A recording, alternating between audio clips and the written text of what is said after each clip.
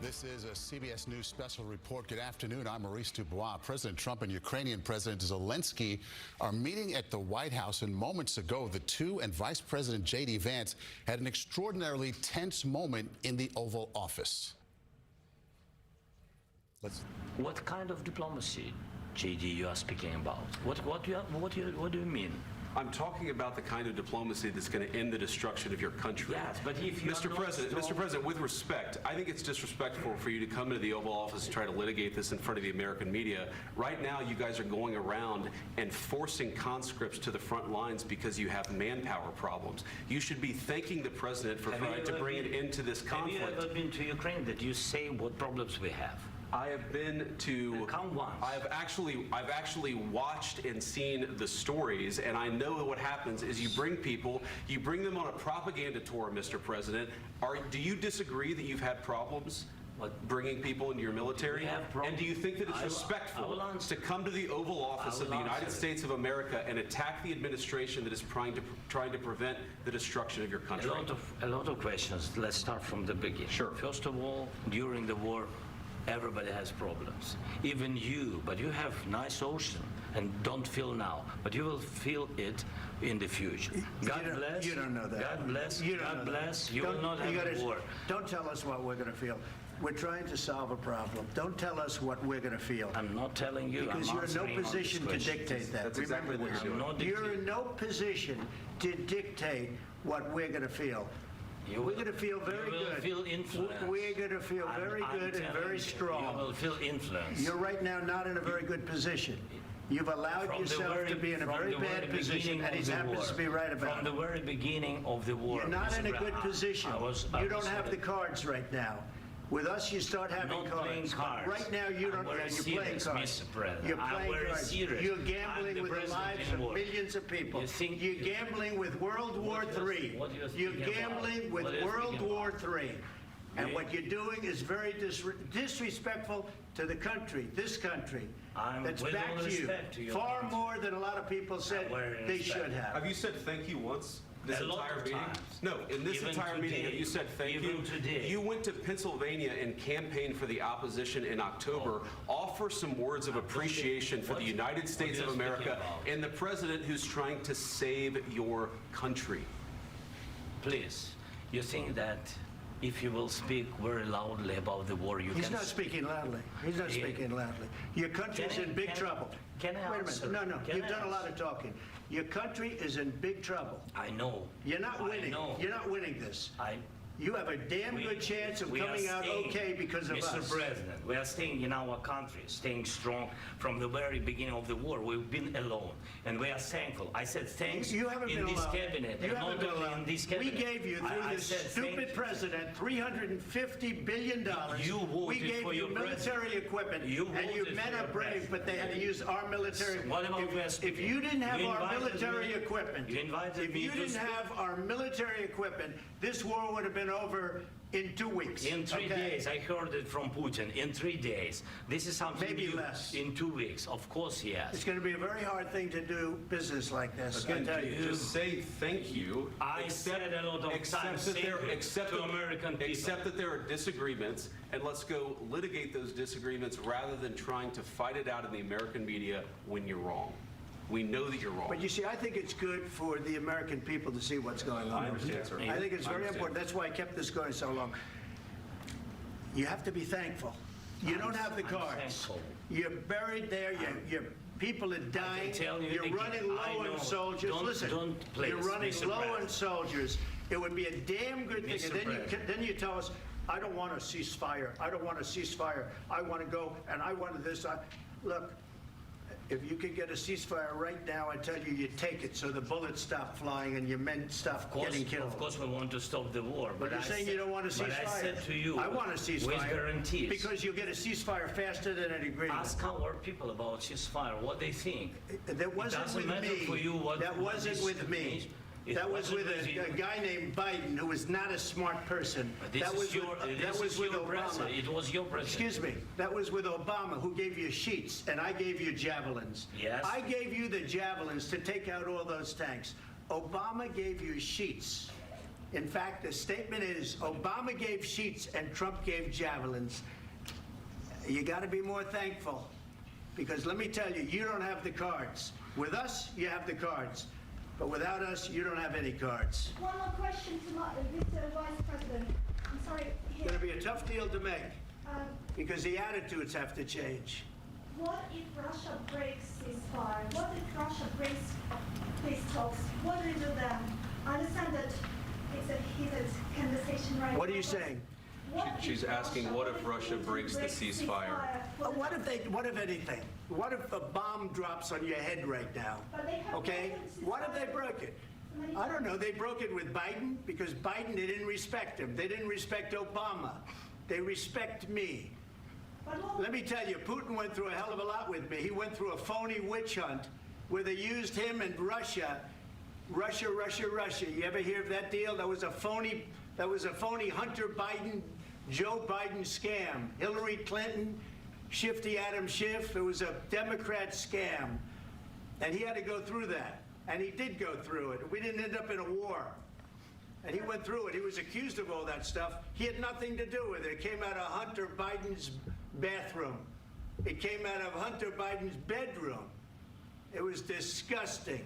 And then they said, oh, the laptop from hell was made by Russia. The 51 agents. The whole thing was a scam. And he had to put up with that. He was being accused of all that stuff. All I can say is this. He might have broken deals with Obama and Bush, and he might have broken them with Biden. He did, maybe. Maybe he didn't. I don't know what happened. But he didn't break them with me. He wants to make a deal. I don't know if you can make a deal. The problem is, I've empowered you to be a tough guy. And I don't think you'd be a tough guy without the United States. And your people are very brave. But you're either going to make a deal or we're out. And if we're out, you'll fight it out. I don't think it's going to be pretty, but you'll fight it out. But you don't have the cards. But once we sign that deal, you're in a much better position. But you're not acting at all thankful. And that's not a nice thing. I'll be honest, that's not a nice thing. All right, I think we've seen enough. What do you think? Huh? This is going to be great television, I will say that. All right. We'll see what we can do about putting it together. Thank you, sir. I need the back of your chair. Extraordinary moments there in the White House. Moments ago, Donald Trump meeting with Zelenskyy, President Zelenskyy of Ukraine. Vice President JD Vance there as well. It devolved quickly into a shouting match. Donald Trump saying things like, you're in no position to dictate the terms of what we're doing here. You're gambling with World War III. You don't have the cards. You got to be more thankful. And then he put a punctuation point on it here that you are just going to make a deal or we are out. With that, I want to bring in Face the Nation moderator and chief foreign affairs correspondent Margaret Brennan. Unbelievable moments there, Margaret. What did you make of what you just saw? Well, Maurice, that meeting went just about as poorly as it possibly could for Ukraine, which relies so heavily on U.S.-made weaponry, even if European allies are helping to supply it. It is U.S.-made weapons that the Ukrainians are relying on. The president repeatedly pointing back to that. A few things there that seem to have ignited this exchange in front of the camera.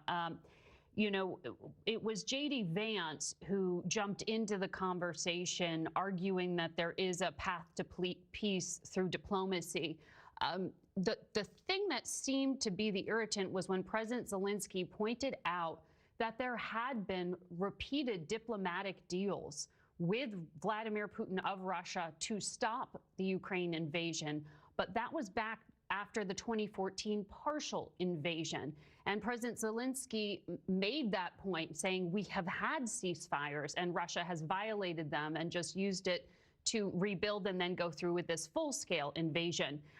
He pointed out that that happened not just on President Obama's watch, but then on President Trump's. It was the so-called Minsk agreement that fell apart in 2019. Donald Trump was president of the United States at that point. So while you hear President Trump repeatedly say, Vladimir Putin hasn't broken deals on my watch, Zelenskyy was pointing out, actually, this did happen on your watch. President Trump also pushing at him, saying, it was my first administration that provided Ukraine weapons, defensive weapons. That is an accurate statement. the Obama administration did not provide defensive weaponry to Ukraine after that 2014 invasion, afraid it would somehow provoke Vladimir Putin. It was Javelin missiles in 2017 that the United States did provide under Donald Trump to Ukraine. So there was this sort of rewriting of history going back and forth here. And it was JD Vance, the vice president, who jumped in, sort of defending Donald Trump and also saying to President Zelenskyy, you haven't been thankful enough. One other fact here that I want to go back to for the record, you heard President Trump say we gave $350 billion to Ukraine. According to the CBS confirmed unit totals of U.S. aid, that's not an accurate number. The U.S. government's Ukraine Oversight Group reported Congress has appropriated $183 billion for the broader Ukraine response. The bottom line here, though, is America is the chief weapons supplier, helping Ukraine defend its democracy against Russia. And any further congressional support is going to be hard to get through and hard to get President Trump to sign off on unless he decides that Vladimir Putin isn't abiding by this as yet unagreed upon ceasefire and peace deal. President Trump said he's the one who can change the game. But it was just really explosive here. And it was a punctuation point on a week where a number of European leaders, Maurice, have come to the White House to try to persuade President Trump that Europe isn't freeloading, that Europe is doing a lot, and that Ukraine is the victim here of Russian aggression, and that that should be clearly stated. Remember, Maurice, before I hand it back to you, that it was a rewriting of the facts that we saw this week, with the President of the United States no longer wanting to say that Russia was the aggressor in this conflict. And it was Russia that invaded Ukraine in 2022. As the whole world would seem to know, Margaret, as we've been pointing out all week. Let's think about this here for a second, Margaret. The president of Ukraine came here to try to make a deal, to try to deal with President Trump on negotiating to give the United States some access to the returns, the funding from the country's special minerals that they have there. Instead, they started looking backwards. There was no looking forwards to what the deal or what the peace is going to look like in terms of security for Ukraine, in terms of dealing with Russia. This all went backwards. I've never seen anything go backwards like that, and sideways as well at the same time. Margaret, have you? No, I haven't. And Maurice, you put your finger on something very, very important there, which is that there was a lot of baggage that came into that room with President Zelenskyy when he walked in and sat down across from President Trump. And President Trump went there. He went back and started, actually, it was towards a reporter, the President of the United States started yelling, what if a bomb fell on your head, saying like basically anything can happen. But then he started talking about Russian election meddling. If you remember, in 2016, with the first election of Donald Trump to the presidency, there were extensive investigations run by Congress, run by the FBI, into the degree to which Russian disinformation efforts and meddling in the electoral process may have influenced the outcome. President Trump, whenever Russia comes up as a topic, often refers to it. He did it yesterday in the Oval Office yesterday, also sitting next to the UK Prime Minister, said when it comes to Vladimir Putin, he went through what he calls the Russian election hoax with me. I don't know what he's meaning by that, but he brought up the 2016 election meddling in 2025. And with Volodymyr Zelenskyy, you remember he also has a unique place in the first Trump administration's history because it was that phone call that then became public discussing U.S.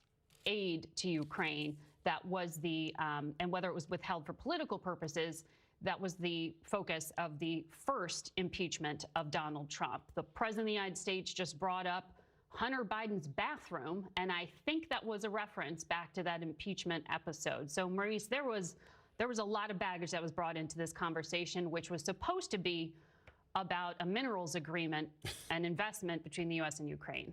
Kind of lost at the moment. Okay, Margaret Brennan, thank you so much for the insight.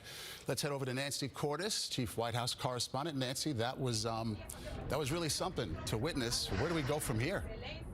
That is a great question, Maurice, because the leaders are meeting behind closed doors right now, and after that, they're supposed to hold a news conference with the president standing side by side, two podiums with President Zelenskyy, and we're asking whether that news conference is still going to go forward after the spectacle that we just witnessed in the Oval Office. What I can tell you is that at this hour, TV news crews are still setting up for that news conference as if it's happening. And the White House press secretary a few minutes ago posted the video of that tense exchange and said, quote, President Trump and Vice President Vance are standing up for the American people. So the Trump White House is owning this moment. They are trumpeting this moment. They are making sure that it gets out there, and the question is where we go from here, because ostensibly Zelenskyy had come here to Washington to sign a minerals deal,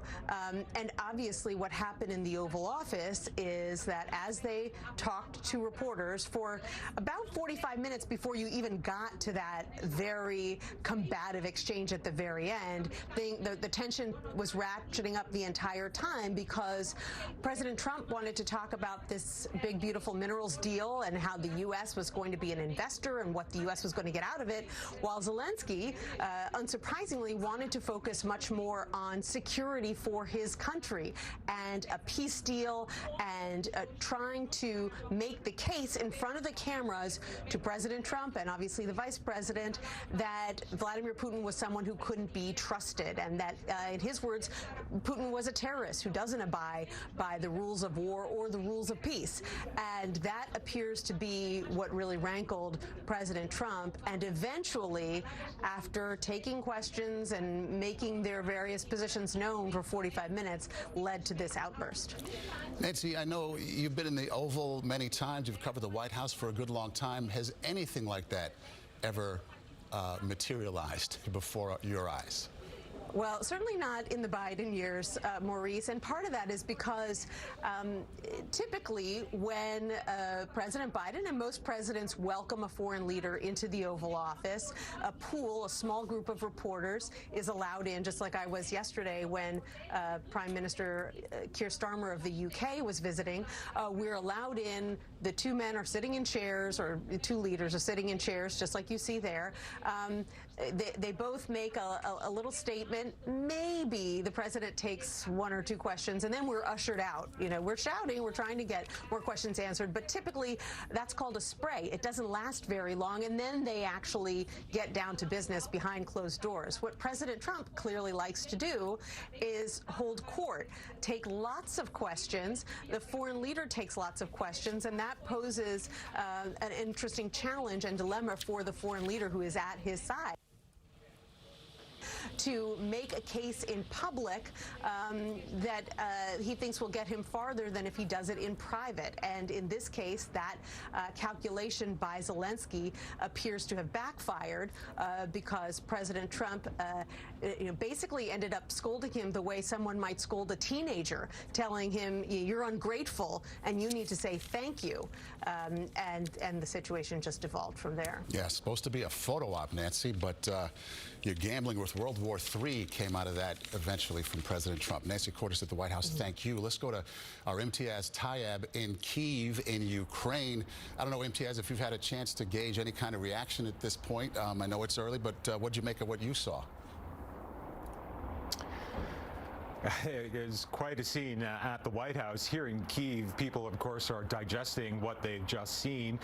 We've been looking online trying to see what the sort of mood here is in Ukraine. Some of the quotes coming out are, and again, this is online, some saying, bring back nuclear weapons to Ukraine. Of course, Ukraine denuclearized itself some time ago. But really what we're seeing is a lot of support for Zelenskyy. In fact, we were also speaking a little bit earlier to a senior Ukrainian official who said that the Ukrainian president, was, in his words, quote, ambushed by President Trump and the vice president as well. Take from that what you will, but I think many Ukrainians who will no doubt be seeing this later tonight, or indeed when they wake up in the morning, will be shocked by the scenes that they saw in the White House. Again, this was an extraordinary scene, because you have to remember, just 24 hours ago, we heard from President Trump where he walked back calling or accusing Volodymyr Volodymyr Zelenskyy of being a dictator. That, of course, is not true. It's a false statement. And so there was some hope that Mr. Zelenskyy would go to the White House, that this deal would be signed, and these two leaders could potentially turn the page. And it doesn't really look like that's happened. You only have to look at that image that we've seen. There's a photo going around of the Ukrainian ambassador to the U.S., and you can see her very clearly with her head in her hands. And I think that really sums up how a lot of people here in Ukraine are feeling about what they've just saw at the White House. Okay, MTS Tayyab, there is that image right there, head in hands. Cannot believe what she just saw, or what anybody just saw for that matter. We're going to continue to cover this. As we mentioned, we're expecting President Trump and Ukraine's President Zelenskyy to hold a joint news conference at some point this afternoon. Don't know if it's on or off, expecting it to still be on. We'll bring it to you live when it does happen. Our coverage will continue on CBS News 24/7, your local news, and tonight on the CBS Evening News. This has been a CBS News Special Report. I'm Maurice DuBois.